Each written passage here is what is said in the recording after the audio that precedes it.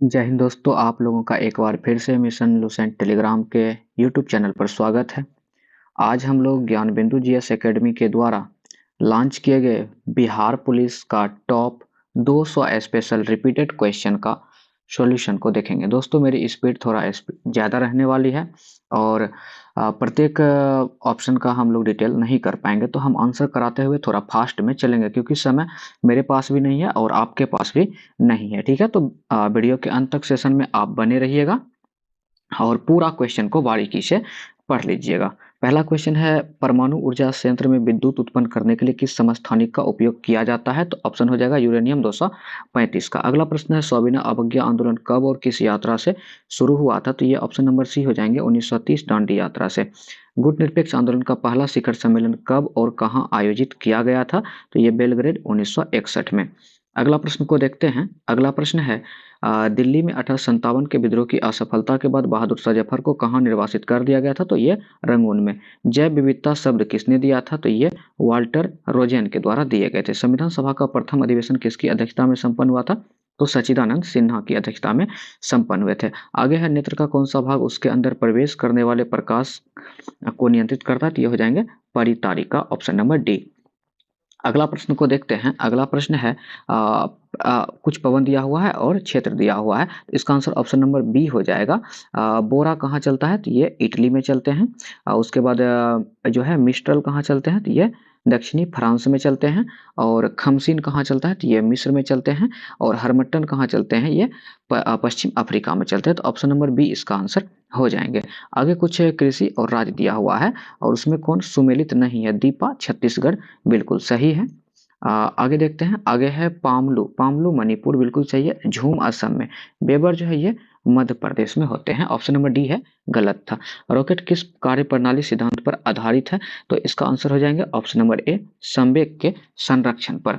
आगे है, जब कोई प्रकाश किरण सघन माध्यम से विरल माध्यम में प्रवेश करती है तो क्या होता है? वह अभिलंब से दूर हो जाती है। ऑप्शन नंबर ए इसका आंसर हो जाएंगे। आगे है, भारतीय संविधान में वर्णित संपत्ति का अधिकार क्या है? तो यह कानूनी अधिकार है।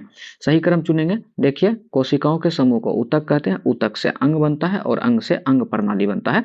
ऑप्शन नंबर ए इसका आंसर हो जाएगा। आगे है, आत्मीय सभा के संस्थापक कौन थे? राजा राम मोहन राय थे। 15 नंबर का प्रश्न है, रक्त का हृदय की ओर विपरीत प्रवाह निम्नलिखित में से कौन सी रक्त वाहिका में होता है? तो इसका आंसर हो जाएंगे शिरा में। आगे है, निम्नलिखित में से कौन सी वायुमंडलीय परत रेडियो संचार में मदद करती है? तो यह आयन मंडल हो जाएंगे।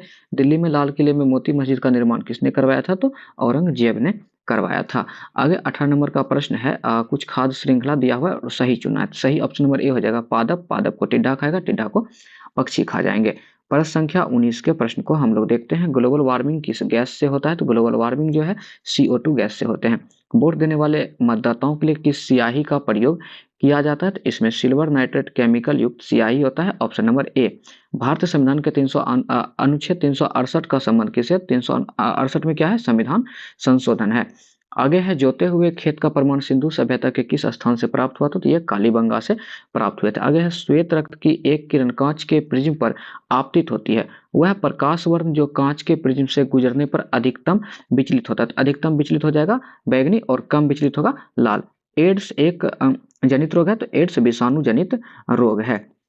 आगे प्रश्न संख्या 25, भारतीय संविधान की कौन सी अनुसूची राज्यसभा में राज्य और संघ राज्य क्षेत्र के स्थान के आवंटन से संबंधित है? तो इसका आंसर हो जाएगा चौथी अनुसूची।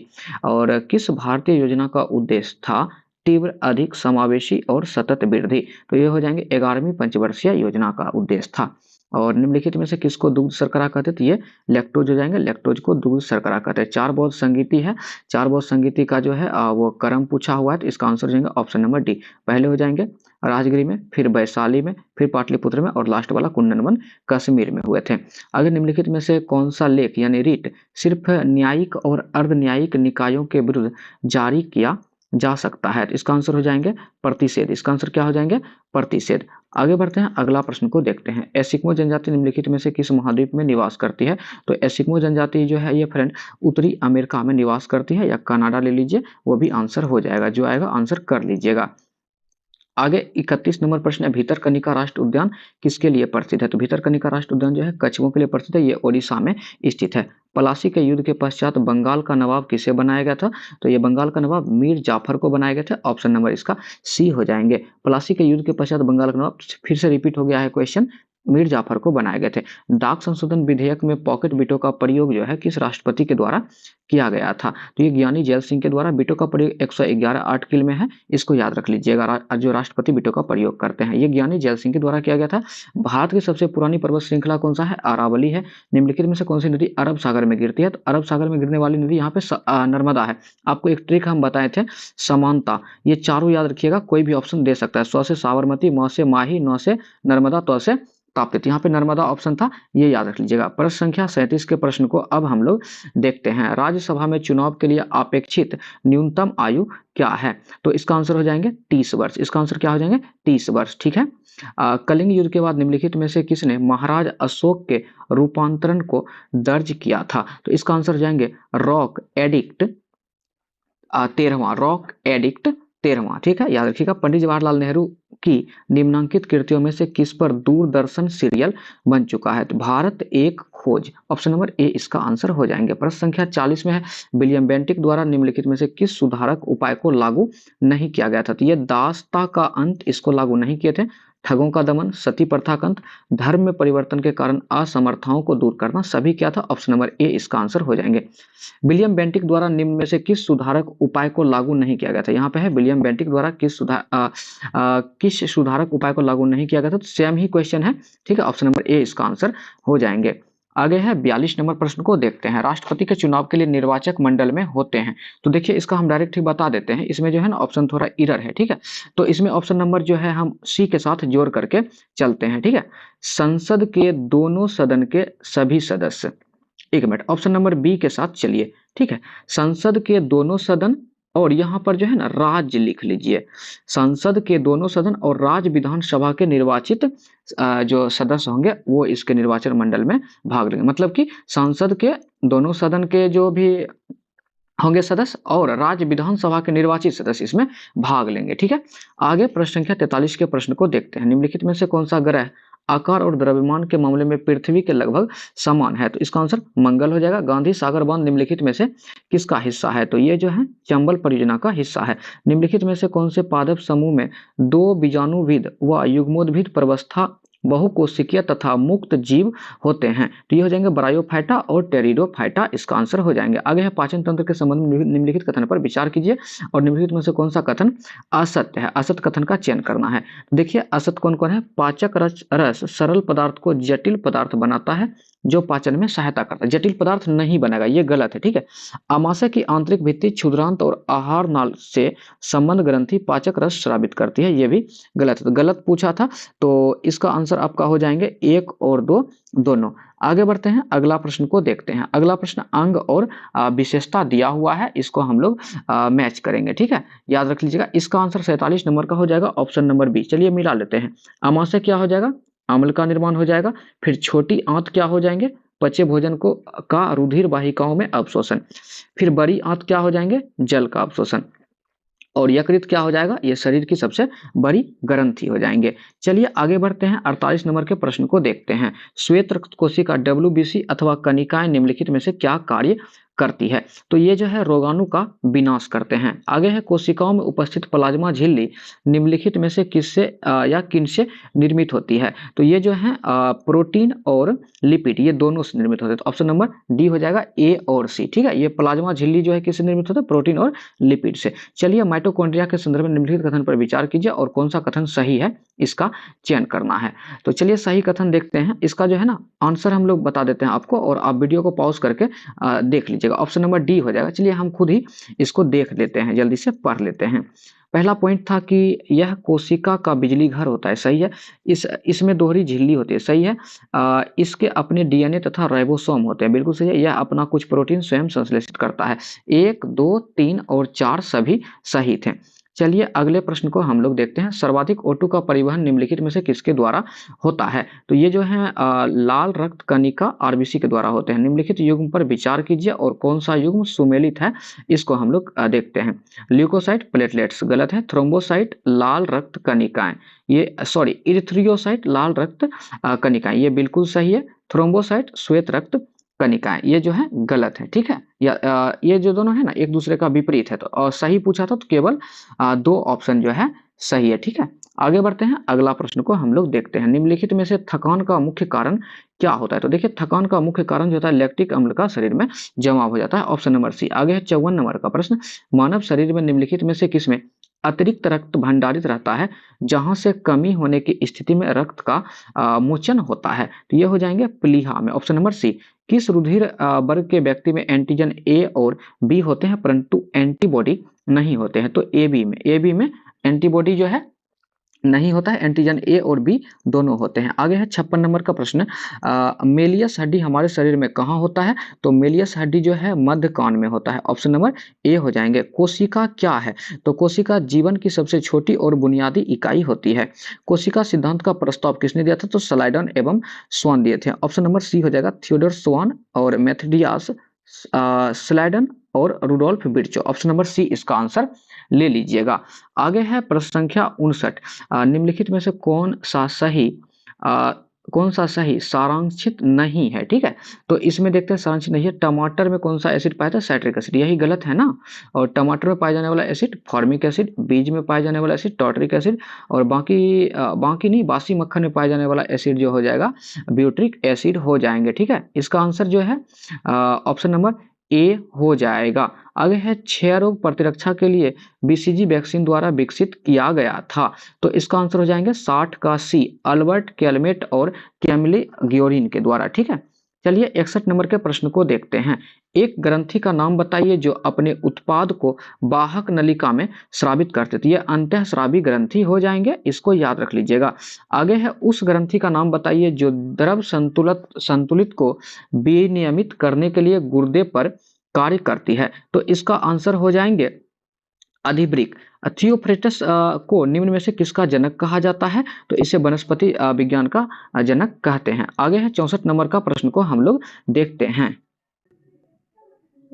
64 नंबर का प्रश्न है, देखिए यहाँ पर कुछ वैज्ञानिक के, एक मिनट थोड़ा इसको सही कर लेते हैं। यहाँ पे कुछ वैज्ञानिक का नाम दिया हुआ है और उसका कार्य क्षेत्र दिया हुआ है। 64 का सबसे पहले हम आंसर टिक कर लेते हैं। ऑप्शन नंबर बी हो जाएगा।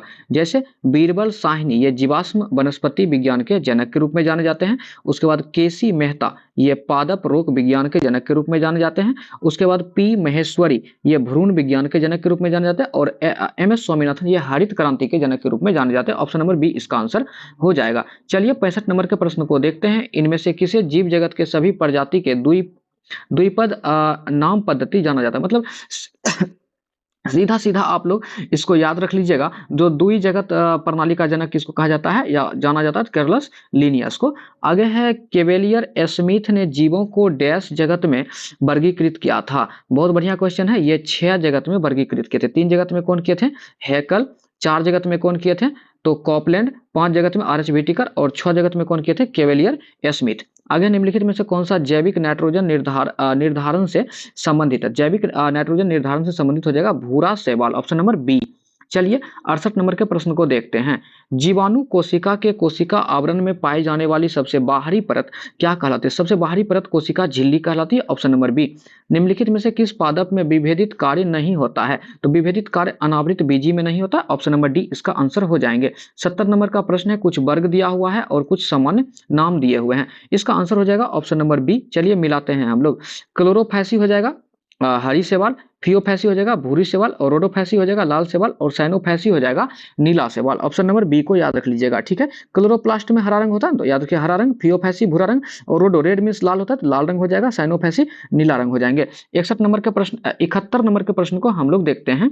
प्रश्न निम्नलिखित में से कौन से पुष्पी और बीज धारण करने, इधर देख लेते हैं, बीज धारण करने वाले पौधे अर्थात फेनरोगेम्स पुष्पोद्भिद है। ठीक है, तो 71 नंबर का आंसर हो जाएगा जिम्नोएस्पर्म। आगे है कुछ कॉलम ए कॉलम बी को मिलाना है। ठीक है, कुछ कोशिकांग है और उसके कार्य हैं, जैसे कि माइटोकॉन्ड्रिया। माइटोकॉन्ड्रिया क्या हो जाएगा, ये ऊर्जागिरी हो जाएगा। राइबोसोम क्या हो जाएगा, प्रोटीन की संश्लेषण हो जाएगा। लाइसोसोम क्या हो जाएगा, कोशिका का पाचन तंत्र हो जाएगा। केंद्रक क्या हो जाएगा, एक कोशिका के क्रियाकलाप का विनिमय हो जाएगा। अगला प्रश्न को देखते हैं, प्रश्न संख्या 73 के प्रश्न को। डैश के कारण जड़ तथा तने के घेरे में वृद्धि होती है। तो जड़ तथा तने के घेरे में पार्श्व विभज्योतक के कारण वृद्धि होती है। आगे है पौधों की संरचना और कार्य। पौधे की संरचना और कार्य, चलिए इसको हम लोग मैच कर लेते हैं। पहले आंसर टिक कर लेते हैं। ऑप्शन नंबर ए इसका आंसर हो जाएगा। ठीक है, तो रंध्र जो है ये वाष्पोत्सर्जन के लिए उत्तरदायी होता है, यह संरचना उसके लिए किए गए हैं इसका। और जाइलम, जाइलम क्या होता है, कार्बोहाइड्रेट का संश्लेषण करता है। एक मिनट जो ये जाइलम हो जाएंगे फ्रेंड, ये जल का परिवहन करेंगे। और जड़ों के रोम जो होंगे ये जलावशोषण करेंगे। और फ्लोएम क्या करेंगे, भोजन का परिवहन करेंगे, याद रख लीजिएगा। चलिए 75 नंबर को हम लोग देखते हैं। प्रकाश संश्लेषण के संबंध में इनमें से कौन सा कथन गलत है। तो गलत कथन ऑप्शन नंबर ए है, प्रकाश संश्लेषण में जल के अणु का हाइड्रोजन और ऑक्सीजन में विभक्त होना शामिल था। ये जो है गलत है। बाद बाकी बी सी और डी सही है। आप लोग इसको आराम से वीडियो को रोक करके पढ़ लीजिएगा। चलिए आगे बढ़ते हैं, 76 नंबर के प्रश्न को देखते हैं। कुछ पादप हार्मोन दिए हुए हैं और कुछ कार्य दिए हुए हैं। तो इसका आंसर ऑप्शन नंबर सी हो जाएगा। चलिए हम लोग अब पढ़ते हैं। ऑक्सिन का क्या कार्य होता है, शिखर प्रदान करता। ठीक है, शिखर प्रदानता मतलब जो पौधे के ऊपर का जो हिस्सा होता है इसमें वृद्धि करता है। आगे है जिब्रेलिन्स, ये कोशिका वृद्धि करता है। साइटोकाइनिन कोशिका विभाजन करता है। एब्सिसिक जो होता है ये वृद्धि अवरोधक होता है, वृद्धि को रोकता है।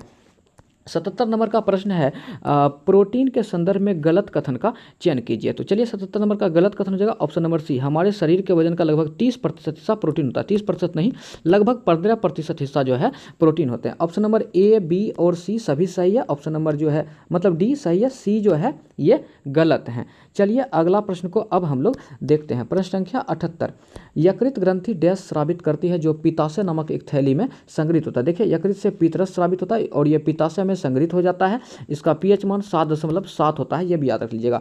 मानव फेफड़े द्वारा छोड़ी गई वायु में कार्बन डाइऑक्साइड का प्रतिशत कितना प्रतिशत होता है। तो इसमें 4.4% होते हैं। शरीर की प्रतिरोधक क्षमता से जुड़ा सबसे महत्वपूर्ण कोशिका का प्रकार क्या है। तो ये हो जाएंगे लिम्फोसाइट, ऑप्शन नंबर सी। आगे देखते हैं, कुछ स्तंभ 1 और स्तंभ 2 दिया हुआ है, इसको हम लोग मैच करेंगे। तो इसका आंसर ऑप्शन नंबर बी हो जाएगा। जैसे कि हृदय, हृदय क्या हो जाएगा, पंप की तरह कार्य करने वाला अंग है। फिर धमनियाँ, धमनियाँ क्या हो जाएगा, ऑक्सीजन युक्त रक्त संचरण करती है। और शिराएं क्या हो जाएगा, ऑक्सीजन रहित रक्त संचरण करती है। ऑप्शन नंबर बी आंसर हो जाएंगे। 82 का प्रश्न को देखते हैं। वह विकल्प चुनिए जो पारिसंचरण तंत्र के बारे में सत्य नहीं है, यानी कि गलत कथन का चयन करना है। तो इसका आंसर ऑप्शन नंबर डी हो जाएगा। यह शरीर के भार का लगभग 17 से 18% होता है। ठीक है, ये गलत है। रक्त लाल संवहनी संयोजी ऊतक है। एक वयस्क मानव में 6.8 लीटर रक्त होता है। मानव लाल रुधिर कणिका का जीवन काल 115 से 20 दिन होता है। ये 20 से 120 दिन भी देखने को मिल जाएंगे, ये याद रख लीजिएगा। ठीक है, ये ऑप्शन नंबर डी जो है इसका गलत आंसर थे। मानव वृद्धि हार्मोन किस ग्रंथि द्वारा स्रावित होता है। तो मानव वृद्धि हार्मोन जो है पिट्यूटरी ग्रंथि के अग्रभाग से स्रावित होते हैं, अग्रभाग से, ये ध्यान दीजिएगा फ्रेंड। ठीक है, अगला प्रश्न को हम लोग देखते हैं। अगला प्रश्न है, निम्नलिखित में से कौन सा हार्मोन आग्नेयाशय के लैंगरहिंस के आइलेट के बीटा सेल से इंसुलिन का स्रावन होता है। ग्लूकागोन का क्या हो जाएगा फ्रेंड, अल्फा कोशिका से। ग्लूकागोन का क्या हो जाएगा, अल्फा कोशिका से। ठीक है, याद रख लीजिए। और सोमेटोस्टेटिन जो है डेल्टा कोशिका से स्रावित होते हैं। आगे है डीएनए के संबंध में निम्नलिखित कथन में से कौन सा कथन सही है। चलिए सही कथन का चयन करना है और कूट में आंसर हम लोग को देना है। तो इसका आंसर ऑप्शन नंबर सी हो जाएगा। ऑप्शन नंबर सी में हम लोग देख लेते हैं क्या क्या है। 1, 3 और 4, 1, 3 और 4 जो है सही है। तो आंसर कर देते हैं 1, 3 और 4। डीएनए सभी जीवित जीवों का आनुवंशिक पदार्थ होता है, सही है। उसके बाद नाभिक डीएनए प्रति समांतर चलने वाली 2 न्यूक्लियोटाइड श्रृंखलाओं में से युक्त द्विकुंडलित होता है। डीएनए माइटोकॉन्ड्रिया में पाए जाते हैं। ऑप्शन नंबर जो है 2 गलत है। डीएनए के सभी खंडित प्रोटीन संश्लेषण को कोडित करते हैं, ये जो है गलत था। ठीक है, तो सही था 1, 3 और 4। प्रश्न संख्या 86 के प्रश्न को हम लोग देखते हैं। चार्ल्स डार्विन द्वारा प्रकाशित कौन सी पुस्तक विकासवाद के अध्ययन में एक लैंडमार्क के रूप में चिन्हित किया गया है? तो ये हो जाएंगे द ओरिजिन ऑफ स्पीसीज। आगे है निम्नलिखित में से किस रोग को रूबियोला भी कहा जाता है? तो रूबियोला किस रोग को कहते हैं? तो ये खसरा को कहते हैं। ऑप्शन नंबर बी इसका आंसर हो जाएंगे। आगे है निम्नलिखित में से कौन सा एक जीवाणु रोग नहीं है? तो जीवाणु रोग जो है इसमें नहीं है जलांतक, जिसको रेबीज कहते हैं, ये जो है वायरस से होने वाला रोग है। बाद बाकी तपेदिक, अंतज्वार और हैजा जीवाणु से होने वाला रोग है। कौन सा जोड़ा सही सुमेलित है? तो सही सुमेलित कौन है इसमें देखते हैं, मलेरिया जो है क्लोरोक्विनोन, ये एक दवाई है, ये हो जाएंगे। ठीक है, ऑप्शन नंबर सी इसका आंसर। आगे है मायोपिया या निकट दृष्टि दोष नेत्र रोग को ठीक करने के लिए, सीधा निकट दृष्टि दोष को ठीक करने के लिए अवतल लेंस का प्रयोग किया जाता है, हम बोल रहे हैं। आगे है जब ब्रेड ऊपर उठती है और फूलती है तो आटे में किस कारण हजारों बुलबुले बनते हैं? तो ये कार्बन डाइऑक्साइड के कारण हजारों बुलबुले बनते हैं। अगला प्रश्न को देखते हैं। अगला प्रश्न है निम्नलिखित में से कौन सुमेलित नहीं है? नील हरित शैवाल जैव उर्वरक के रूप में, यही गलत है। ठीक है, नील हरित शैवाल जैव उर्वरक के रूप में, ये गलत है। बाद बाकी क्रायोसोपा, पिरकनासी, बायो 902 सरसों का समाक्लोन है, प्रोजोबैक्टर ये जैव कीटनाशक है। ठीक है, याद रख लीजिएगा। आगे है भारत के पहले चंद्र मिशन चंद्रयान-1 का सफल परीक्षण कब किया गया था? चंद्रयान-1 का सफल परीक्षण कब किया था? अक्टूबर 2008 में, याद रखिएगा। निम्नलिखित में से किस स्थान पर आणविक विद्युत ऊर्जा संयंत्र नहीं है? तो आणविक विद्युत ऊर्जा संयंत्र नहीं है विजयवाड़ा में, बाद बाकी नरोरा, रावतभाटा और तारापुर में है। आगे है प्रश्न संख्या 95। निम्नलिखित में से कौन सी भारत की सतह से सतह पर मार करने वाली मिसाइल है? तो सतह से सतह पर मार करने वाली मिसाइल पूछा है तो अग्नि 5 हो जाएगा। आगे निम्नलिखित में से किस समूह में केवल आउटपुट डिवाइस है? मतलब आउटपुट डिवाइस हम लोग को पता करना है। तो यहाँ पे प्लॉटर, प्रिंटर और मॉनिटर, ऑप्शन नंबर डी सभी आउटपुट हो जाएगा, बाद बाकी ये सभी इनपुट है। निम्नलिखित में से कौन सा संबंधित नहीं है? तो देखिए कौन सा संबंधित नहीं है, तो इसमें पहले लिखा हुआ है 1 बाइट बराबर 8 बिट, 1 किलो बाइट बराबर 1024, 1 किलो बाइट बराबर 1024 बाइट, ये भी बिल्कुल सही है। आगे है 1 गीगाबाइट बराबर 1024 किलोबाइट। ठीक है, 1 टीबी बराबर 1024 1 गीगाबाइट बराबर 1024 किलोबाइट, ये गलत है। और 1 टीबी बराबर 1024 गीगाबाइट होता है, ये सही है। तो सी नंबर गलत था। आगे है अधिकांश विंडोज एप्लीकेशन में क्लिप बोर्ड में कॉपी किए गए कंटेंट को पेस्ट करने के लिए कंट्रोल+V और कॉपी करने के लिए कंट्रोल+C। ठीक है, याद रख लीजिए। कट करने के लिए कंट्रोल+X का प्रयोग करते हैं। आगे है प्रत्येक कंप्यूटर को इंटरनेट से कनेक्ट होने के लिए आवश्यक चाहिए, क्या चाहिए? तो याद रखिएगा IP एड्रेस चाहिए, ऑप्शन नंबर सी। आगे है अपनी पहचान को गलत बताकर आपसे गोपनीय जानकारी को प्राप्त करने का प्रयास क्या कहलाता है? तो इसका आंसर हो जाएंगे फिशिंग ट्रिक कहलाता है। क्या कहलाता है? Fishing trick. चैट जीपीटी का विकास किसके द्वारा किया गया है? तो ये एरे के द्वारा किया गया है। चैट जीपीटी का जो विकास है, सॉरी एक मिनट, एरे के द्वारा नहीं होगा फ्रेंड, चैट जीपीटी का विकास ओपन AI के द्वारा किया गया है, इसको याद रख लीजिएगा। आगे है यूनेस्को द्वारा निम्नलिखित में से भारत के किस शहर को पहला विश्व विरासत शहर का दर्जा दिया गया था? ये अहमदाबाद को दिए गए थे, ऑप्शन नंबर बी इसका आंसर हो जाएंगे। आगे बढ़ते हैं और अगला प्रश्न को देखते हैं। अगला प्रश्न, संयुक्त राष्ट्र की स्थापना राष्ट्र संघ के उत्तराधिकारी के रूप में 24 अक्टूबर डैश को किया गया था। तो सीधा बताइए संयुक्त राष्ट्र की स्थापना कब की गई थी? तो 24 अक्टूबर 1945 को किया गया था। आगे है संयुक्त राष्ट्र की विशिष्ट एजेंसी जो अंतर्राष्ट्रीय स्तर पर स्वास्थ्य संबंधी मामलों का निर्देश और समन्वय करती है, तो ये कौन सा? WHO। आगे है इसके हेड अगर पूछेंगे डॉक्टर टेड्रोस अधानम है, याद रखिएगा। उस विकल्प का चयन करें जो संगठन और उसके मुख्यालय को मेल को दर्शाता है, मतलब संगठन और मुख्यालय। जैसे WHO का मुख्यालय जेनेवा है, ये गलत है। ठीक है, आगे है गेट का मुख्यालय जेनेवा, ये तो सही है, बिल्कुल सही है। ठीक है, याद रख लीजिएगा। बाद बाकी ये सब का जो है आप लोग देख लीजिएगा। तो गेट का मुख्यालय जेनेवा सही है। त्रिपक्षीय समझौते पर निम्नलिखित में से किसके बीच हस्ताक्षर हुआ था? तो त्रिपक्षीय जो समझौता हुआ था इसमें इटली, जापान और जर्मनी के बीच हस्ताक्षर हुए थे। आगे है बोस्टन टी पार्टी की घटना कब हुई थी? तो यह 1773 में हुई थी, इसको आप लोग याद रख लीजिएगा। आगे है सप्तवर्षीय युद्ध किन दो देश के बीच लड़ा गया था? सप्तवर्षीय युद्ध किन के बीच लड़ा गया था? इंग्लैंड और फ्रांस के बीच, ऑप्शन नंबर ए हो जाएगा। बास्तिल जेल का तीसरी रियासत के बास्तिल जेल पर तीसरी रियासत के हमले ने डैश को हवा दी। चलिए 109 नंबर का आंसर को हम लोग देख लेते हैं। तो 109 नंबर का आंसर हो जाएगा फ्रांसीसी क्रांति को। आगे है संयुक्त राज्य अमेरिका ने डैश में एक लोकतांत्रिक संविधान को अपनाया था। तो इन्होंने अपना संविधान को अपनाया था 1787 में, याद रख लीजिएगा। हालांकि 1789 भी कहीं कहीं आपको ऑप्शन देखने को मिलेगा, तो ये भी सही हो जाएगा। ठीक है, किस वर्ष सोवियत संघ का विघटन हो गया? तो 1991 में इसका विघटन हो गए थे। भारत में श्वेत क्रांति के जनक के रूप में किसको जाना जाता है? तो श्वेत क्रांति के जनक के रूप में भारत में वर्गीज कुरियन को जाने जाते हैं, और हरित क्रांति के जनक के रूप में MS स्वामीनाथन को जाने जाते हैं। ठीक है, याद रखिएगा। आगे है वर्साई की संधि का क्या उद्देश्य था? तो वर्साई की संधि का उद्देश्य था प्रथम विश्व युद्ध में लड़ने वाले राष्ट्रों के बीच शांति लाना। ये 1919 में हुआ था, ये भी आप लोग याद रख लीजिएगा। अगला प्रश्न, प्रथम विश्व युद्ध की शुरुआत का तत्कालीन कारण क्या था? तो इसका तत्कालीन कारण आर्कड्यूस फर्डिनैंड की हत्या था। ऑप्शन नंबर बी, रूसी क्रांति के दौरान राजा के रूप में किसने अध्यक्षता की थी? तो इसमें जो है निकोलस द्वितीय ने अध्यक्षता किया था।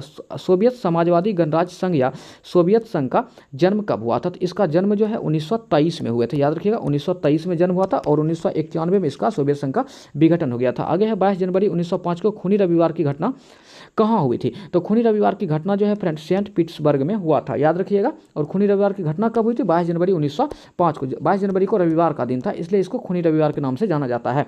आगे कुछ सारणी है और आगे भी सारणी दिया हुआ है, उसका हम लोग को मिलान करना है। जैसे कि यहाँ देखिए बोस्टन टी पार्टी की घटना कब हुई थी? तो ये 16 दिसंबर 1773 को हो गया था। ठीक है, तो पहले हम ना इसका आंसर मैच कर लेते ताकि जल्दी हम लोग आंसर कर पाए। 118 का डी हो जाएगा। तो बोस्टन टी पार्टी की घटना 16 दिसंबर 1773 हो गया। उसके बाद है ब्रेस्ट लिटोवस्क की संधि। इसका संधि जो है 3 मार्च 1918 को हुआ था। उसके बाद चीन में लॉन्ग मार्च का प्रारंभ हुआ था, तो ये 16 अक्टूबर 1934 को प्रारंभ हुए थे। उसके बाद टेनिस कोर्ट की शपथ 20 जून 1789 को हुआ था। ऑप्शन नंबर डी इसका आंसर हो जाएंगे। डिवाइन कॉमेडी के लेखक कौन है? तो दांते हैं। ठीक है, याद रख लीजिएगा। आगे बढ़ते 120 नंबर के प्रश्न को देखते हैं। मोनालिसा किसकी कृति? लियोनार्डो दा विंची की कृति है। भारत की खोज सर्वप्रथम किस यूरोपीय यात्री ने किया था? तो भारत का खोज किसने किया था? तो वास्को डी गामा ने किया था। 100 वर्षीय युद्ध किन देश के मध्य लड़ा गया था? तो 100 वर्षीय युद्ध जो है फ्रेंड इंग्लैंड और फ्रांस के बीच लड़े गए थे। अमेरिकी स्वतंत्रता की घोषणा कब की गई थी? तो 4 जुलाई 1776 को किया गया था। मैं ही राज्य हूँ यह कथन किसका है? तो मैं ही राज्य हूँ यह कथन लुईस 14वां का है। वर्साई के शीश महल का निर्माण किसने करवाया था? तो वर्साई के शीश महल का निर्माण लुईस 19वें ने करवाया था। इसको याद रख लीजिएगा, लुईस 19वें ने करवाया था। अगला प्रश्न को देखते हैं। वाटरलू का युद्ध कब हुआ था? तो वाटरलू का युद्ध 1815 में हुआ था। गौरवपूर्ण क्रांति कहाँ हुआ था? तो ये इंग्लैंड में हुई थी। रक्त और लोह की नीति किसने अपनाया था? तो ये बिस्मार्क अपनाए थे। प्रथम विश्व युद्ध के दौरान धुरी राष्ट्र का नेतृत्व कौन कर रहा था? धुरी राष्ट्र का नेतृत्व जो है ये जर्मनी के द्वारा किए जा रहे थे। आगे है रूसी क्रांति के दौरान चेका का गठन किसने किया था? तो ये लेनिन के द्वारा किए गए थे। जापान ने अमेरिका के पर्ल हार्बर यानी नौसैनिक अड्डे पर कब आक्रमण किया था? तो ये 1941 में किए थे, इसको याद रख लीजिएगा। आगे है संयुक्त राज्य अमेरिका ने जापान के हिरोशिमा और नागासाकी पर परमाणु बम गिरा था 1945 में। हिरोशिमा पे 6 अगस्त को और नागासाकी पे 9 अगस्त को। हिरोशिमा पे जो बम गिराया गया था इसका लिटिल मैन नाम था, और जो 9 अगस्त को गिराया गया था इसका फेटमैन नाम था। पहला लिटिल बॉय और दूसरा फेटमैन था। ठीक है, आगे सूची 1 को सूची 2 से मिलाना है। झेलम का विकासता रावी का पुरुष ने, यहीं पर मैच कर गया। आगे देख लेते हैं। आगे है चिनाब का नाम है अस्कनी और बियास का नाम है बिपाशा। आप लोग को याद होगा, आंसर मिलाने की कोई ज़रूरत है नहीं। आगे देख लेते हैं। आगे सूची 1 को सूची 2 से मिलाना है। पहली बौद्ध संगीति, दूसरी बौद्ध संगीति और तीसरी बौद्ध संगीति, चौथी बौद्ध संगीति। चौथी बौद्ध संगीति कुंडलवन में हुआ था।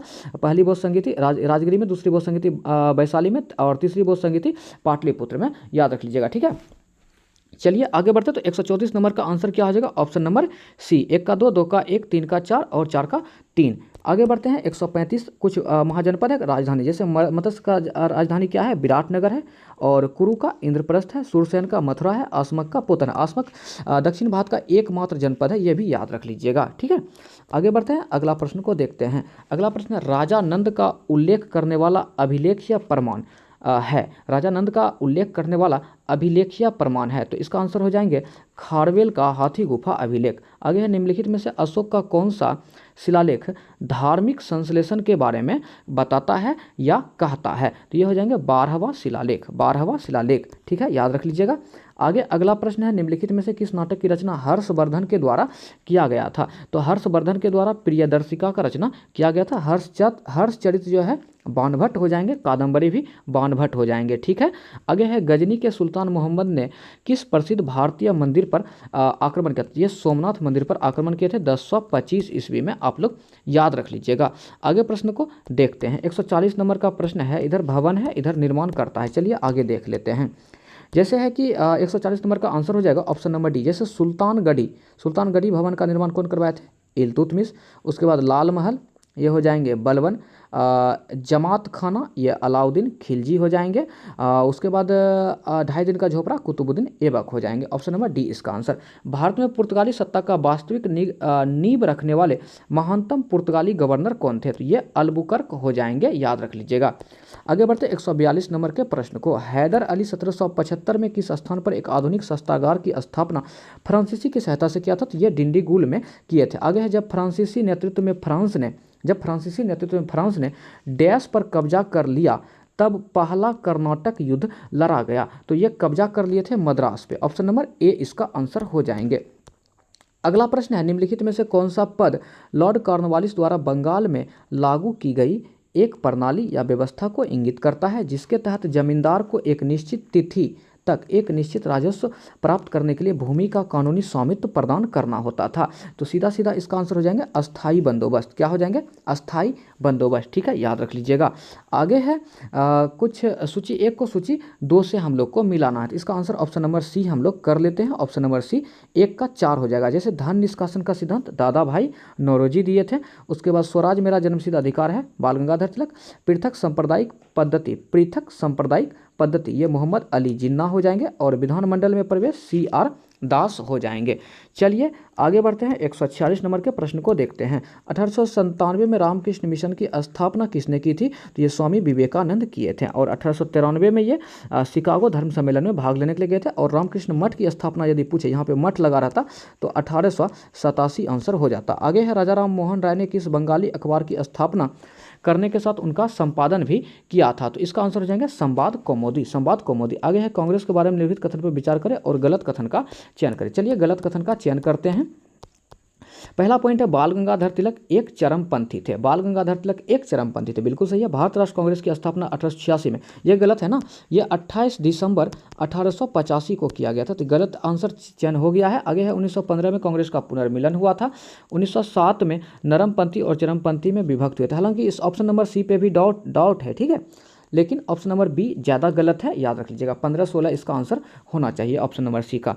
आगे 149 के प्रश्न को देखते हैं। निम्नलिखित कथन पर विचार कीजिए और विचार करते हैं क्या गलत है क्या सही है, इसको देख लेते हैं। और इसका पहले तो आंसर हम टिक कर लेते हैं। 1, 2, 3 जो है यहाँ पे सही गलत कुछ दिया हुआ नहीं, लेकिन पढ़ने के बाद क्लियर हो जाएगा। ब्रिटिश औपनिवेश अधिकारी द्वारा बाल गंगाधर तिलक को भारत अशांति का जनक, हाँ सही ही यहाँ पे पूछा गया है। ठीक है, 1, 2 और 3 सभी सही है, 4 गलत है। तो आप लोग आराम से पढ़ लीजिएगा, हम आगे बढ़ जाते हैं। ठीक है, हम ही पढ़ देते हैं। दादा भाई नौरोजी को भारत के ग्रैंड ओल्ड मैन के रूप में जाना जाता है और वो भारत के राष्ट्रीय आय की गणना करने वाले पहले व्यक्ति थे। बिल्कुल सही है।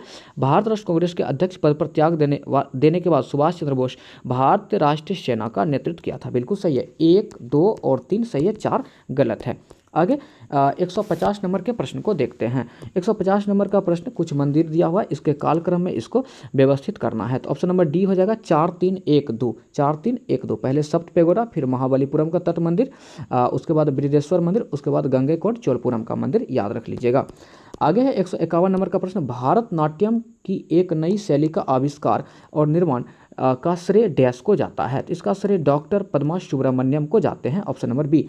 सूरजकुंड मेला ये कहाँ लगता है? तो ये हरियाणा के फरीदाबाद में लगते हैं। ऑप्शन नंबर ए इसका आंसर हो जाएंगे। आगे है, सर्वप्रथम किस वैज्ञानिक ने कहा था कि सूर्य मध्य भाग में स्थित है और अन्य ग्रह उसकी जो है परिक्रमा करते हैं? तो इसका आंसर हो जाएंगे कॉपरनिकस। इसका आंसर क्या हो जाएंगे? कॉपरनिकस। सूर्य ग्रहण की स्थिति उस समय उत्पन्न होती है जब, सूर्य ग्रहण कब उत्पन्न होता है? जब पृथ्वी और सूर्य के मध्य में चांद आ जाता है। ठीक है, याद रख लीजिएगा। और वहीं सूर्य और चांद के बीच में जब पृथ्वी आ जाएगा तब कौन सा ग्रहण लग जाएगा? चंद्र ग्रहण।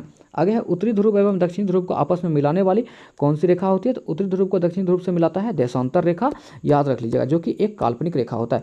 ग्रह के बाहर से अंदर तक पृथ्वी की परत का सही क्रम क्या है? बाहर से अंदर तक पूछा है। तो देखिए यहाँ पे ए और बी में नहीं दिया हुआ है। ऑप्शन नंबर सी को देखते हैं, भूपरपट्टी जिसको बाह्यतम कहते हैं, फिर मेंटल और फिर उसके बाद क्रोड। ऑप्शन नंबर सी आंसर हो जाएगा। कुछ क्रांति है और संबंधित वो किससे है, जैसे कि यहाँ पे गोल्डन क्रांति दिया हुआ है, तो गोल्डन क्रांति किससे संबंधित हो जाएगा, बागवानी से। एक मिनट, ऑप्शन नंबर इसका डी आंसर हो जाएंगे। चलिए अब आंसर कर लेते हैं। ग्रे क्रांति उर्वरक से, पीली क्रांति तिलहन से, काली या ब्लैक क्रांति किससे हो जाएंगे, तो पेट्रोलियम से, याद रख लीजिएगा। चलिए आगे बढ़ते। 158 नंबर का प्रश्न, निम्नलिखित में से भारत के महान्यायवादी का कर्तव्य क्या होता है। तो भारत के महान्यायवादी का कर्तव्य होता है कानूनी मामलों पर भारत सरकार को सलाह देना। भारत के महान्यायवादी का यह काम होता है, ठीक है। ये केंद्र में होता है और राज्य में क्या होता है, तो महाधिवक्ता होते हैं, याद रख लीजिएगा, ठीक है।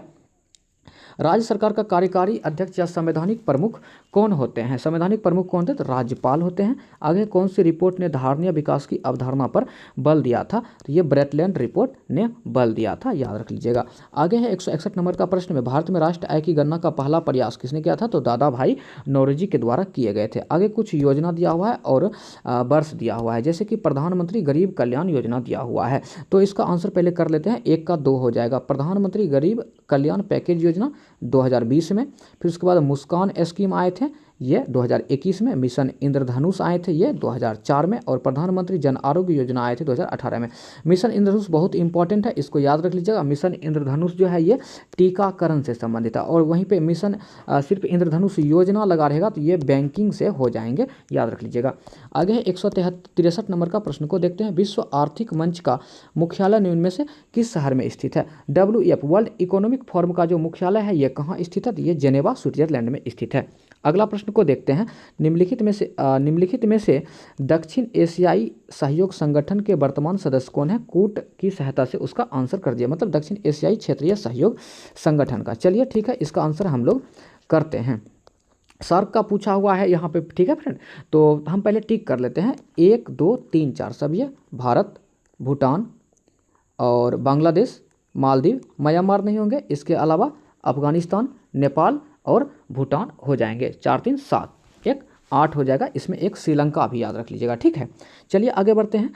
अगला है 165, भारत के तमिलनाडु राज्य और द्विपक्षीय राष्ट्र श्रीलंका के उत्तरी प्रांत के जाफना जिलों के बीच, जाफना जिले के बीच स्थित है, तो मतलब क्या बीच में, तमिलनाडु और श्रीलंका के बीच में स्थित है। सीधा सीधा इसका आंसर हो जाएगा पाक जल डमरूमद। और जाफना प्रायद्वीप याद रख लीजिएगा, श्रीलंका के उत्तर में स्थित है, श्रीलंका के उत्तरी प्रांत में स्थित है। आगे बढ़ते हैं। निम्नलिखित में से कौन सा युग्म सही सुमेलित है, तो चलिए सही सुमेलित है को हम लोग देखते हैं। एंथ्रासाइट निम्न श्रेणी का कठोर, अच्छा सही सुमेलित नहीं है, यही गलत है ना। एंथ्रासाइट सबसे अच्छा किस्म का है, ठीक है, ये गलत था। बाद बाकी बी सी और डी आप लोग देख लीजिएगा। जैसे डी है बिटुमिनस, व्यावसायिक उपयोग के लिए प्रयोग किया था। बिटुमिनस को ही जो है क्या बोलते हैं, मुलायम कोयला बोलते हैं, ठीक है। जैसे लिग्नाइट निम्न श्रेणी का कोयला है, इसको भूरा कोयला के रूप में भी जानते हैं, हाँ लिखा हुआ ही है। धातु कर्म कोयला बात्या भट्टी में लोहे को गलाने के लिए इसका प्रयोग किया जाता है। बी सी और डी सही है। निम्नलिखित में से एक उष्ण कटिबंधीय देश कहलाता है। निम्नलिखित के कारण, निम्नलिखित में से कारण कोई देश उष्ण कटिबंधीय देश कहलाएगा, क्यों, क्योंकि उष्ण कटिबंधीय मानसूनी जलवायु वहाँ पर पाई जाएगी, तभी वो कहलाएंगे। ऑप्शन नंबर डी इसका आंसर हो जाएंगे। भारत में कॉफी उत्पादन के लिए सबसे उपयुक्त मिट्टी कौन सा है, काली मिट्टी, इसको अंतर्राष्ट्रीय स्तर पर चेरनोजा मिट्टी के नाम से जानते हैं, ठीक है, याद रख लीजिएगा। प्राकृतिक वनस्पति जो भारत के अधिकांश भौगोलिक क्षेत्र पर आच्छादित है वह क्या है, तो वो हो जाएंगे उष्णकटिबंधीय पर्णपाती वन। सीधा सीधा भारत में कैसी वनस्पति पाई जाती है, तो उष्णकटिबंधीय पर्णपाती वन जैसी वनस्पति पाई जाती है, या मानसूनी भी कहीं कहीं देखने को मिलेगा। 170 नंबर का प्रश्न है। उत्तर दक्षिण गलियारा जो स्वर्णिम चतुर्भुज महाराजमार्ग का एक हिस्सा है, निम्नलिखित में से उत्तर दक्षिण यहाँ पर पूछा है, तो उत्तर से दक्षिण का हो जाएगा फ्रेंड्स श्रीनगर को कन्याकुमारी से, और पूरब से पश्चिम बोलेंगे तो सिलचर से पोरबंदर को जोड़ती है। पूरब में हो जाएगा सिलचर, पश्चिम में हो जाएगा पोरबंदर, पूरब पश्चिम सिलचर पोरबंदर, और उत्तर दक्षिण श्रीनगर को कन्याकुमारी से, याद रख लीजिएगा। चलिए 171 नंबर का प्रश्न देखते हैं। संविधान सभा की समिति, इस पर विचार करना है। इसमें जो है आंसर नंबर 171 का बी हो जाएगा, संघ शक्ति समिति मोतीरू सत्यनारायण, ये संघ शक्ति का जवाहरलाल नेहरू था, याद रख लीजिएगा। बाद बाकी भाषा समिति, अल्पसंख्यक समिति HC मुखर्जी, मौलिक अधिकार उप समिति JB कृपलानी, मौलिक अधिकार की सलाहकार समिति सरदार वल्लभ भाई पटेल, सभी सही है। ऑप्शन नंबर बी जो है संघ का मोतूरी सत्यनारायण, ये गलत है, ठीक है। निम्नलिखित वर्षों में से किसमें भारत के राज्य का पुनर्गठन आयोग की स्थापना हुई थी? राज्य पुनर्गठन आयोग की स्थापना 1953 में किए गए थे। इसके अध्यक्ष फजल अली थे, यह भी याद रख लीजिएगा। निम्नलिखित में से किस पर गतिरोध दूर करने हेतु लोकसभा और राज्यसभा की संयुक्त बैठक हो सकती है? तो लोकसभा और राज्यसभा की संयुक्त बैठक क्या हो सकता है? तो इसका आंसर हो जाएगा फ्रेंड, जो सामान्य विधेयक होते हैं इसके गतिरोध को दूर करने के लिए। और संयुक्त अधिवेशन 108 के तहत होता है, इसको राष्ट्रपति बुलाते हैं और इसकी जो अध्यक्षता करते हैं लोकसभा के अध्यक्ष करते हैं, 118 के 4 के तहत अध्यक्षता करते हैं। अगला पॉइंट को देखते हैं, दो या अधिक राज्य के लिए एक उच्च न्यायालय की स्थापना किसके द्वारा की जा सकती है? तो ये संसद के द्वारा पारित कानून के द्वारा किए जा सकते हैं। अगला है निम्नलिखित में से कौन सा कथन सही है? तो सही कथन को हम टिक कर देते हैं डायरेक्ट ही। ऑप्शन नंबर डी, राज्य मंत्रिपरिषद सामूहिक रूप से राज्य के विधानसभा के प्रति उत्तरदायी होते हैं, बिल्कुल सही है। और सीधा सीधा पूछेंगे जो केंद्र में होता है मंत्रिपरिषद किसके प्रति सामूहिक रूप से उत्तरदायी होते हैं? तो सामूहिक रूप से लोकसभा के प्रति, और व्यक्तिगत रूप से किसके प्रति? तो राष्ट्रपति के प्रति उत्तरदायी होते हैं। और यहाँ पर राज्य मंत्रिपरिषद ये सामूहिक रूप से राज्य विधानसभा के प्रति उत्तरदायी होंगे। आगे है, भारतीय संविधान के अनुसार राज्य विधायिका के उच्च सदन यानी विधान परिषद का गठन और इसकी समाप्ति की जा सकती है। तो इसकी समाप्ति की जा सकती है तो भारतीय संसद के द्वारा। आगे है, 44वां संविधान संशोधन अधिनियम 1978 के अनुच्छेद 352 में किस शब्द के स्थान पर सशस्त्र विद्रोह रखा गया था? तो ये जो है आंतरिक अशांति के जगह पर रखा गया था, ठीक है। आंतरिक अशांति यहाँ पे होना चाहिए, ऑप्शन नंबर ए इसका आंसर हो जाएंगे। आगे है, अनुसूचित जाति और अनुसूचित जनजाति के लिए एक राष्ट्रीय आयोग गठित करने का प्रावधान निम्नलिखित में से किस अनुच्छेद के अंतर्गत किया गया था? तो ये अनुच्छेद 338 और 338 का ए के तहत किए गए थे। आगे कुछ पंचायती राज से संबंधित समिति है और उसकी स्थापना का वर्ष दिए हुए हैं। तो ऑप्शन नंबर इसका डी हो जाएगा, जैसे कि CH हनुमंतराव समिति ये कब आए थे? 1984 में आए थे। GBK राव समिति ये 85 में आए थे। अशोक मेहता समिति, ये अशोक मेहता यहाँ पे 77 होना चाहिए था फ्रेंड, यहाँ पे 77 होगा, ठीक है। 77 78 जो भी होगा ये आंसर कर लीजिएगा।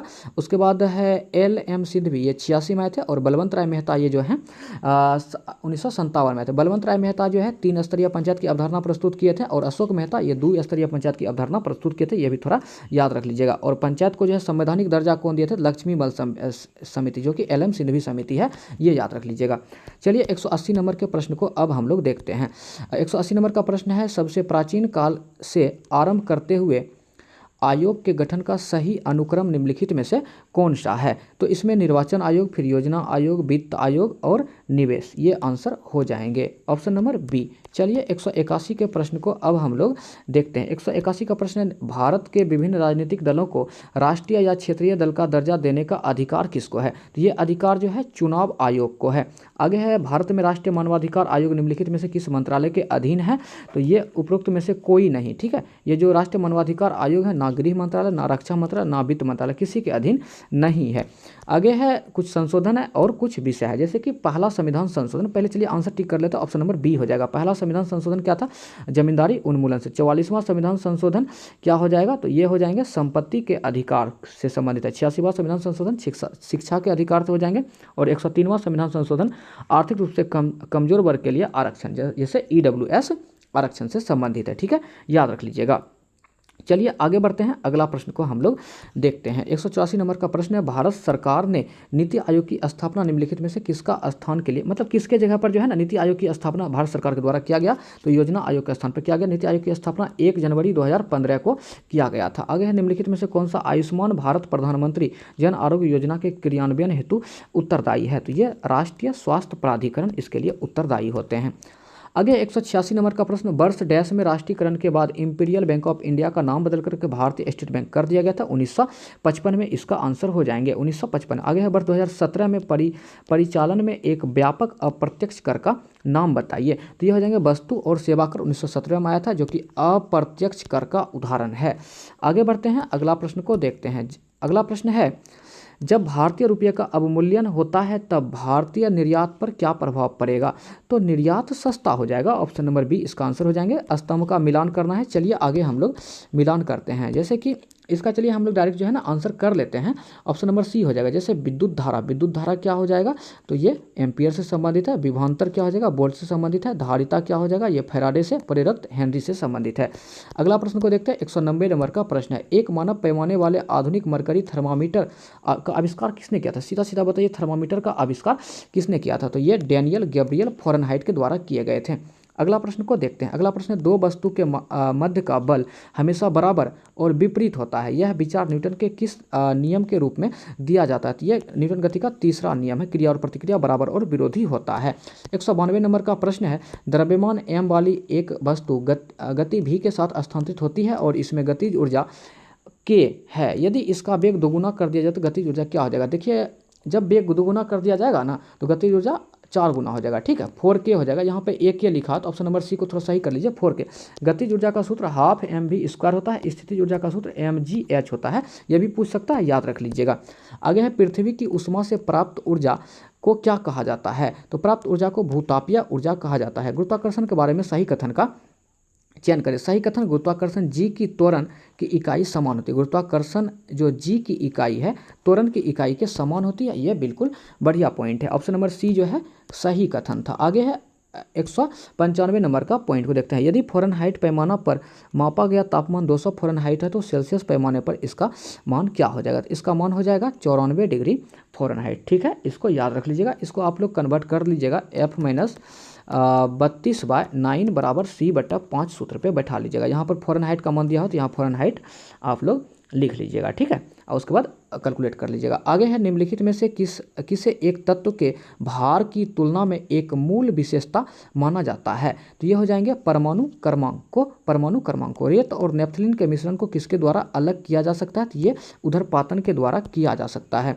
आगे है, किस नियम के अनुसार एक आदर्श गैस का आयतन निरंतर दाब पर पूर्ण तापमान के अनुलोमानुपाती होता है? तो इसका आंसर हो जाएंगे चार्ल्स के नियम के अनुसार। चलिए 199 के प्रश्न को हम लोग देखते हैं। निम्नलिखित में से कौन सा कथन गलत है? गलत कथन का चयन करना है। तो 199 का आंसर हो जाएगा आपका ए कथन सही है, कथन बी गलत है। तो एक आवर्त सारणी में बाएं से दाएं चलते समय तत्व की रासायनिक प्रतिक्रिया पहले घटती है फिर बढ़ जाती है, ये सही है। फिर आवर्त तालिका के समूह में नीचे जाने पर अधातु रासायनिक प्रतिक्रिया बढ़ती है, ये गलत है, ठीक है। अगला पॉइंट को देखते हैं। क्वेश्चन नंबर 200, कौन सा अम्ल आमाशय में प्रवेश करने वाले जीवाणु को नष्ट कर देता है? तो यह हाइड्रोक्लोरिकम HCl अम्ल। लोहे को कठोर और मजबूत बनाने के निम्नलिखित में से क्या मिलाया था? कठोर और मजबूत बनाने के लिए लोहे में कार्बन मिलाया जाता है, ऑप्शन नंबर सी हो जाएंगे। अगला प्रश्न, तेल या वसा के क्षारीय हाइड्रोलिसिस की प्रक्रिया को क्या कहते हैं? तो ये साबुनीकरण कहते हैं। निम्नलिखित में से किस गैस को ग्रीन हाउस गैस के रूप में नहीं जाना जाता है? तो ये ऑर्गन को नहीं जाने जाते हैं। बाद बाकी आप याद रख लीजिएगा, मेथेन, कार्बन डाइऑक्साइड और नाइट्रस ऑक्साइड को जाने जाते हैं। रसिक प्रिय किसकी प्रसिद्ध रचना है? तो ये केशव की रचना है, याद रखिएगा। पूर्व मध्यकाल को हिंदी साहित्य में इस नाम से भी जाना जाता है, तो ये गद्य काल के रूप में जाने जाते हैं। निम्नलिखित में से किसे ज्ञानपीठ पुरस्कार प्राप्त नहीं हुआ है? तो ज्ञानपीठ पुरस्कार किसको प्राप्त नहीं हुआ? तो ये प्रेमचंद को प्राप्त नहीं हुआ। नरेश मेहता, सुमित्रा नंदन पंत, रामधारी सिंह दिनकर को प्राप्त। और हिंदी भाषा के लिए जो है ना, ये याद रख लीजिएगा, सुमित्रा नंदन पंत को प्राप्त हुए हैं पहली बार। आगे है, खान पान में कौन सा समास है? तो खान पान में जो है द्वंद्व समास हो जाएंगे, इसको याद रख लीजिएगा। आगे है, शहर संज्ञा, शहर जो है संज्ञा का कौन सा प्रकार है? तो ये जातिवाचक संज्ञा है। आगे है, देसिल बअना सब जन मिठा ते तैसन जपवो अवहट्टा, यह किसका प्रसिद्ध कथन था? तो ये स्वयंभू के प्रसिद्ध कथन थे। आगे है, मतराज्ञ का सही संधि विच्छेद क्या हो जाएगा? तो इसका सही संधि विच्छेद मात्रा प्लस आज्ञा हो जाएगा। आगे है, आहा हिमालय की प्रकृति कितनी मनमोहक है, यह किस प्रकार का वाक्य है? तो इसका आंसर हो जाएंगे ये विषयवाचक वाक्य है, विषयवाचक वाक्य है। आगे 212 नंबर का प्रश्न को देखते हैं। हिंदी वर्णमाला में व्यंजन वर्णों की संख्या कितनी है? तो व्यंजन वर्णों की संख्या 33 है। गरीबों को वस्त्र दो वाक्य में कौन सा कारक है? तो इसमें संप्रदान कारक है। इनमें से चीफ की दावत कहानी के रचनाकार कौन है? चीफ की दावत कहानी के रचनाकार भीष्म साहनी है। इनमें से कौन एक उपन्यासकार नहीं है? तो उपन्यासकार नहीं है हरिवंश राय बच्चन, इलाचंद्र जोशी, श्रीलाल शुक्र और प्रेमचंद हैं। आगे है, अगला प्रश्न को देखते हैं। आग और राग का कवि किसे कहा जाता है? तो आग और राग का कवि रामधारी सिंह दिनकर को कहा जाता है। बिहारी हिंदी की बोली का नाम है, बिहारी हिंदी की बोली का नाम है तो मगही। राम संज्ञा कौन सा प्रकार का है? तो ये हो जाएंगे व्यक्तिवाचक संज्ञा। आगे है, हिंदी साहित्य के प्रथम कालखंड को बीज बीजवपन काल नाम किसने दिया था? तो ये हो जाएंगे महावीर प्रसाद द्विवेदी। आगे है हिंदी दिवस कब मनाया जाता है? तो हिंदी दिवस 14 सितंबर को मनाए जाते हैं। दोपहर के बाद का समय किसके लिए उपयुक्त शब्द कौन सा है? दोपहर के बाद का समय को अपहरण कहते हैं, अपराहन कहते हैं। आगे है यह काम उसने ही किया होगा। इस वाक्य में सही क्या है? तो इसका आंसर हो जाएंगे निपात। इसका आंसर क्या हो जाएगा? निपात। इसमें से खड़ी बोली हिंदी के लिए पहले कवि कौन थे? तो खड़ी बोली हिंदी के लिए अमीर खुसरो थे। आगे है जिस स्वर के उच्चारण में दो मात्रा लगती है उसे क्या कहते हैं? दो मात्रा जब लगेगा तो उसे गुरु स्वर कहेंगे। आगे है हिंदी साहित्य के लिए प्रथम व्यास सम्मान किसे प्राप्त हुआ था? तो प्रथम व्यास सम्मान पूछा है तो ये रामविलास शर्मा को प्राप्त हुए थे। आगे है विशेषण किसकी विशेषता बताता है? तो विशेषण जो है संज्ञा और सर्वनाम दोनों की विशेषता को बताते हैं। आगे है हरी घास पर क्षण भर कविता संग्रह के रचनाकार निम्नलिखित में से कौन है? तो इसके आंसर हो जाएंगे फ्रेंड अज्ञेय। इसके आंसर क्या आ जाएंगे? अज्ञेय। सूरदास की कृति की भाषा कौन सी थी? तो इसकी कृति की भाषा ब्रज थी। आगे है संभव है कि कल हमारा परिणाम निकलेगा। यह वाक्य में किस क्रिया, मतलब इस वाक्य में क्रिया किस काल का है? ठीक है, तो इसका आंसर हो जाएंगे संभाव्य। इसमें संभावना दर्शाया जाए ना कि संभव है कि कल हमारा परिणाम, संभाव्य हो जाएंगे। उसके बाद अगला है कीर्तिलता किस भाषा की रचना है? तो कीर्तिलता मैथिली भाषा की रचना है। आगे है इनमें से थोड़ा ऊपर कर लेते हैं, इनमें से कौन सा शब्द कनक शब्द का अर्थ नहीं है? तो कनक शब्द का अर्थ केस नहीं है, बाद बाकी धतूरा खजूर और सोना है। वह रोज देर से उठता है। इस वाक्य में काल का, किस काल का उदाहरण है? तो रोज देर से उठता है, यानी सामान्य वर्तमान काल से। आगे है इनमें किस शब्द का वर्तनी शुद्ध है? तो शुद्ध वर्तनी का चयन करना है। तो इसमें ये उज्ज्वल जो लिखा हुआ है ये सही लिखा हुआ है। कवि का स्त्रीलिंग इनमें से क्या है? कवि का स्त्रीलिंग कब इत्री हो जाएगा? ऑप्शन नंबर डी देख लीजिए थोड़ा ध्यान से, कब इत्री हो जाएगा। चलिए 235 नंबर का प्रश्न है, रामचंद्र शुक्ल ने हिंदी साहित्य का प्रथम महाकाव्य इनमें से किसे माना है? तो ये हो जाएंगे पृथ्वीराज रासो को। यशोधरा, केकई, उर्मिला इत्यादि नारी पात्रों पर कविता लिखने वाले कवि इनमें से कौन है? तो ये मैथिली शरण गुप्त हो जाएंगे। आगे देखते हैं अगला प्रश्न को। अगला प्रश्न है इनमें से हिंदी की वह चर्चित रचना कौन सी है जिस पर लोकप्रिय टीवी सीरियल बना था? तो टीवी सीरियल बना था चंद्रकांता पर। इनमें से घुमक्कर के रूप में प्रसिद्ध लेखक कौन, मतलब घुमक्कर के रूप में प्रसिद्ध लेखक कौन से हैं? तो इसका हो जाएगा राहुल संकीर्त्यायन। इनमें से घुमक्कर के रूप में, चलिए वही को है, रिपीट फिर से, राहुल संकीर्त्यायन।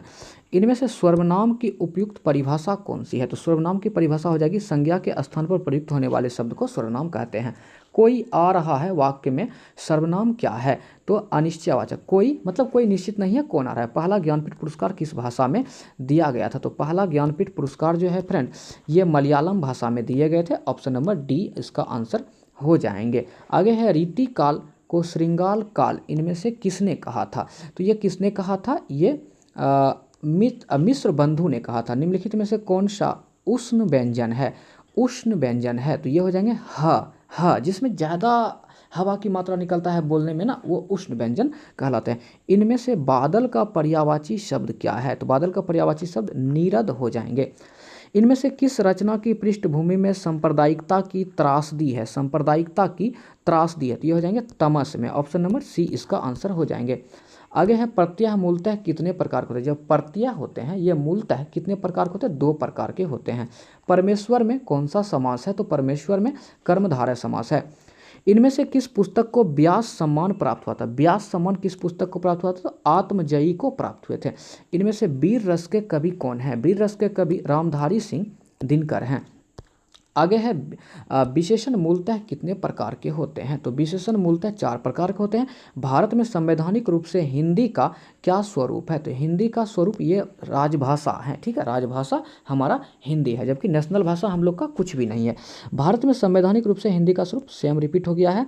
मलबे का मालिक कहानी का रचनाकार कौन था? तो इसके कहानी का रचनाकार मोहन राकेश थे, इसको याद रख लीजिएगा। 255 नंबर का प्रश्न है, इनमें से किस उपन्यास की पृष्ठभूमि में भारत विभाजन की त्रासदी है? तो झूठा सच, इसमें भारत विभाजन की त्रासदी की कहानी है। विद्यापीठ द्वारा रचित कितने ग्रंथ अवहट्ठ में हैं? अवहट्ठ में हैं तो इसका आंसर हो जाएंगे 2। पूर्वी हिंदी का विकास इनमें से किस अपभ्रंश से हुआ है? तो इसका आंसर अर्धमागधी से हुआ है। दोस्त पूरा वीडियो आप देखिएगा, क्या पता आपके सेशन में कौन सा प्रश्न आ जाए। आगे है तरल का विलोम शब्द क्या है? ठोस। तरल का विलोम शब्द क्या हो जाएगा? ठोस। नेक्स्ट प्रश्न को देखते हैं, हिंदी साहित्य का आदिकाल के लेखक कौन है? तो हिंदी साहित्य के आदिकाल के लेखक हो जाएंगे हजारी प्रसाद द्विवेदी। वात्सल्य रस का सम्राट किस कवि को कहा जाता है? इसका आंसर हो जाएंगे सूरदास को। आगे निम्नलिखित में से कौन सा शब्द अथ का विलोम है? तो अथ का विलोम हो जाएंगे इति। अथ का विलोम क्या हो जाएंगे? इति। आगे है शिक्षक संज्ञा का कौन सा प्रकार है? तो शिक्षक जो है संज्ञा का ये जातिवाचक संज्ञा है। घास फूस में कौन सा समास है? तो द्वंद्व समास है। रानी केतकी की कहानी किसकी प्रसिद्ध कहानी थी? इसका आंसर इंसा अल्लाह खां का हो जाएगा। सर्वनाम के भेद इनमें से कौन नहीं है? तो सर्वनाम के भेद कौन नहीं है? यह हो जाएगा गुणवाचक। गुणवाचक एक संज्ञा होता है, बाद बाकी संबंधवाचक, प्रश्नवाचक, निजवाचक, ये सभी सर्वनाम के भेद हैं। आगे है प्रेमचंद के अपूर्ण उपन्यास का क्या नाम है? तो प्रेमचंद का जो अपूर्ण उपन्यास है इसका नाम क्या हो जाएंगे? तो मंगलसूत्र। आजीवन में कौन सा समास है? तो यह हो जाएगा अव्ययी भाव समास। वाच्य कितने प्रकार के होते हैं? तो 3 प्रकार के। हिंदी शब्दकोश में अक्षर का क्रम किस वर्ण के बाद आता है? तो ये क के बाद आता है। ठीक है, याद रख लीजिएगा। हिंदी शब्दकोश में अक्षर का क्रम किस वर्ण के बाद आता है? तो ये क के बाद आते हैं। मातृहंता में कौन सा समास होता है? याद रख लीजिएगा, मातृहंता में तत्पुरुष समास होते हैं। फ्रेंड ये मत सोचिएगा कि क के बाद अक्षर है क्या हो जाएगा, नहीं हो जाएगा। ये लॉजिक ही है व्याकरण का, याद रख लीजिएगा। क के बाद अक्षर का वर्ण जो है इसका प्रयोग आता है। कोई भी चीज़ लिखने में जैसे क्या होता है ना, 2 वर्ण जैसे यहाँ बनता है तो ये 2 वर्णों के मेल से बनता है। इसी तरह क जोड़ अक्षर के मिलने से शब्द बनता है, तो इसका प्रयोग क के बाद किया जाता है। ठीक है, याद रख लीजिएगा। आगे है इनमें से मधुशाला के लेखक कौन है? तो मधुशाला के लेखक हरिवंश राय बच्चन है। ब्राह्मी से किस लिपि की उत्पत्ति हुई है? तो यह खरोष्टी लिपि की उत्पत्ति हुई है, याद रख लीजिएगा। आगे है इनमें से कौन सी बोली अर्धमागधी अपभ्रंश से निकली है? तो इसका आंसर हो जाएंगे बघेली। क्या आंसर हो जाएंगे? बघेली। आगे फ्रेंड इंग्लिश जो है ना, हम थोड़ा यहाँ पे रुक करके आंसर टिक कर लेते हैं। आप लोग देख लीजिए, क्योंकि ग्रामर है तो ग्रामर आपको जब तक आप नहीं समझेंगे रटने से कोई इसका फायदा है नहीं। फिर भी हम आंसर टिक कर देते हैं, जो ग्रामर बनाएंगे वो आंसर से आप अपना आंसर को मिला लीजिएगा। जैसे 274 है, इसका आंसर सी हो जाएगा। आगे 275, इसका आंसर बी हो जाएंगे, फास्टर। आगे देखते हैं, और 276 का आंसर हम कर देते हैं। 276 का आंसर हो जाएंगे क्राइटेरिया, ऑप्शन नंबर डी। और 277 का आंसर हो जाएंगे टू विथ। नेक्स्ट है 278, इसका आंसर हो जाएंगे डी, वुड हैव सीन। 279 का हो जाएंगे सी, कंजक्शन। और 280 का आंसर देखते हैं। 280 का आंसर हो जाएंगे वर्ब। 281 का हो जाएंगे आर्टिकल। 282 का वर्ब हो जाएंगे। 283 का कंजक्शन हो जाएंगे। और 284 का आपका इंटरजेक्शन हो जाएंगे। 285 का आपका फ्रेंड एडजेक्टिव हो जाएंगे। और 286 में वाज हो जाएगा यहाँ पे खाली जगह पे। और 287 में आपका आंसर हो जाएंगे friend A, sell B sitting. 288 में आपका आंसर हो जाएंगे टू थैंक। और 289 में खाली स्थान पर जो है फ्रेंड आपका आ जाएगा 289 में हैव। 290 में आ जाएगा फ्रेंड ऑफ। 291 का आ जाएगा ए। 292 का आ जाएगा डी। 293 का आ जाएगा फ्रेंड डी मतलब ऑन। 294 में आ जाएंगे डी। और 295 में आ जाएंगे बी। 296 का आ जाएगा फ्रेंड ऑप्शन नंबर ए। और ये जो है ना देखिए बढ़िया पॉइंट है, इंग्लिश में लिखा है राइट टू एजुकेशन, इसको याद रख लीजिएगा। राइट टू एजुकेशन अप्रैल 2010 में ये लागू हुए थे और आए थे 2009 में। और इसी तरह एक आता है right to information, right to information ये 2005 में आए थे। और राइट टू डिजास्टर आएगा, राइट टू डिजास्टर ये भी 2005 में आए थे। ठीक है, याद रख लीजिएगा। आगे है 297। 297 का आंसर हो जाएगा रिलीफ, बॉल। 298 का आंसर हो जाएगा सी इन्फेनाइट, और 299 का आंसर हो जाएंगे आपके लिए बी, और पूरा पूरा 300 का आंसर हो जाएगा बी। तो ये ग्रामर था कुछ इंग्लिश में जो बनाएंगे, आप लोग इससे आंसर मैच कर लीजिएगा। दोस्तों बहुत मेहनत लगा है, ये पूरा 300 प्रश्न हम कराए हैं और काफ़ी कम समय में। आपको यदि हमारा मेहनत पसंद आया तो एक हमारे मेहनत के लिए एक लाइक तो अवश्य कर दीजिएगा। आपके एक लाइक से हमें मोटिवेशन प्राप्त होता है। और अभी तक आप हमारे चैनल्स पर यदि नए हैं तो आप चैनल को सब्सक्राइब करके बेल आइकन्स की घंटी को जरूर बजा लीजिए, ताकि अगला वीडियो जैसे ही हम अपलोड करें वह सबसे पहले आप तक पहुँचे। धन्यवाद।